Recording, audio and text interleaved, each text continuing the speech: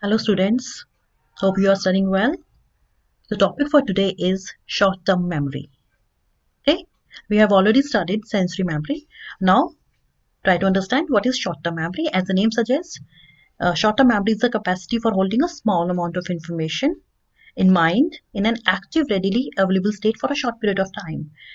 So what is short-term memory? What you notice at any given moment is your short-term memory.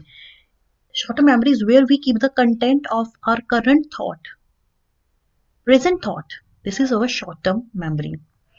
If I ask you something, you are coming to my place, and if I ask something, what you saw on your way, you tell me something. You tell me, yes, I came across lots of cars, there were lots of people on the way, and you tell something about them. But if I ask you after some time has elapsed, you would not be able to remember. Why? Because of short-term memory. Short-term memory has a limited duration.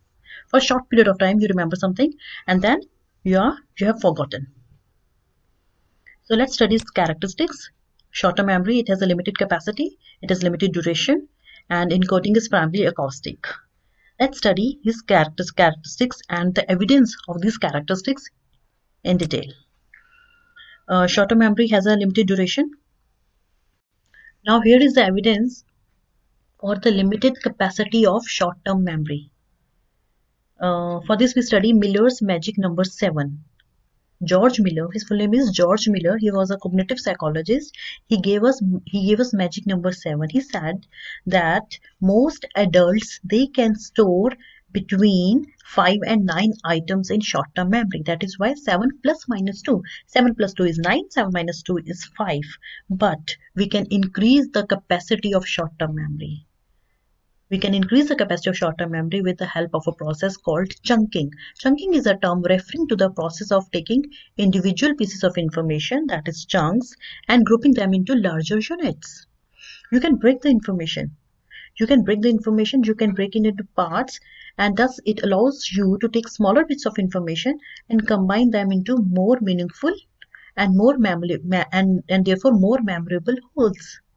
You can you can use this process of chunking. For example, ZBX. This is not meaningful. This ZBX, this trigram, it's not meaningful because you cannot pronounce it, and you cannot take out any meaning from this. So in this example, all are chunks. ZBX. You have to memorize these individual items. So all are chunks. But if I say MAN, if I give you this, you can pronounce it. You can take meaning out of it. So it is one chunk. It appears to be three, but because it is meaningful, you can make it one chunk. Okay. And now this another string of digits: 12127911024. It's a long string of words, 10 digits, a long string of digits, not words, digits. And how can you remember? You can break the number into chunks, which would allow us to remember the number as 2 items instead of 10. You can break. How? This 12, 12, 79. This is example. You can take, like, I can remember why, because 12th December 79 is my dad's birthday. So 12, 12, 79, 12th December 79, I can remember. So this is one chunk for me. And then 1024, 1024, this is my hostel room number.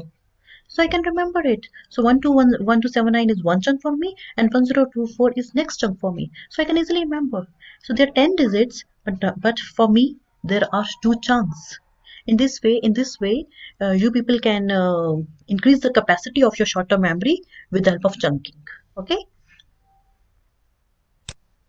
Now, evidence for a limited duration of short-term memory.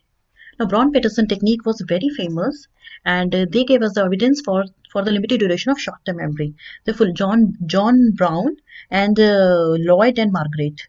John Brown, they conducted their experiments in 1958, and Margaret Peterson, they Lloyd and Margaret Peterson, they conducted their experiments in 1959. Hence, the name is Brown-Peterson task or Brown-Peterson technique.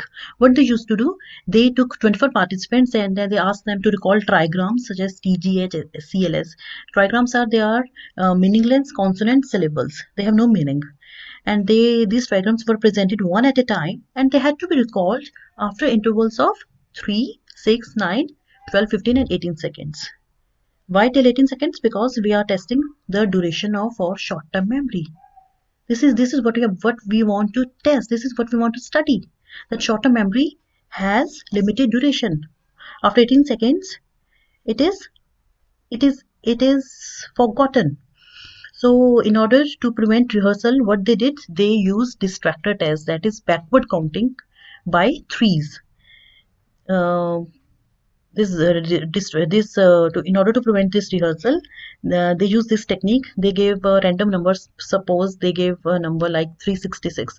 Now what they have to do, what participants they have to do, they have to do backward counting by 3. So 366 minus 3, 363 minus 3, likewise. Okay, in order to prevent rehearsal. So what they found out, there was rapid increase in forgetting as the time delay increases. After 3 seconds, when they were tested on trigrams, 80% of trigrams they were recalled correctly. But after 18 seconds, what happened? Only 10% trigrams were recalled. They have forgotten most of the trigrams. So if we prevent rehearsal, um, it is thought that information is lost. It is thought the result was that information is lost from STM if rehearsal is prevented. So this was the evidence for limited duration of short-term memory. Now coding in STM. Coding. The principal coding system in STM is acoustic coding. What is acoustic coding? Acoustic is sound. We all encode the sounds the words make. The principal system, coding system is acoustic. Please remember, this is very important. Items can be kept in short-term memory by rehearsing it, by repeating them verbally. Acoustic encoding, a process called rehearsal. Silently or loud, you keep on repeating one word. You keep on repeating what you want to remember, but for a shorter period of time. Okay, so coding is done in short-term memory. This rehearsal, with the help of this rehearsal, you can recall whatever you want to recall immediately when it is required. This is acoustic coding is very important. Visual and semantics not that important. Visual, if something is in visual form, even then you have to use acoustic coding.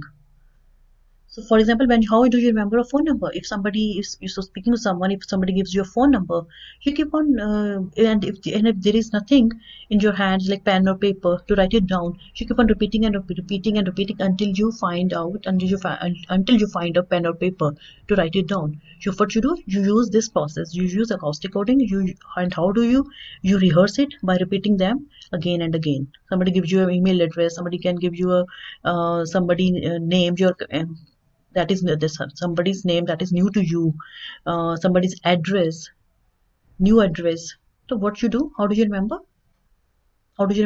You use acoustic coding, you rehearse it or repeat it again and again. So this was our short-term memory. Hope you understood. Again, students, if you like my video, please subscribe it to motivate me so that I can teach you in a better way. Thank you, students.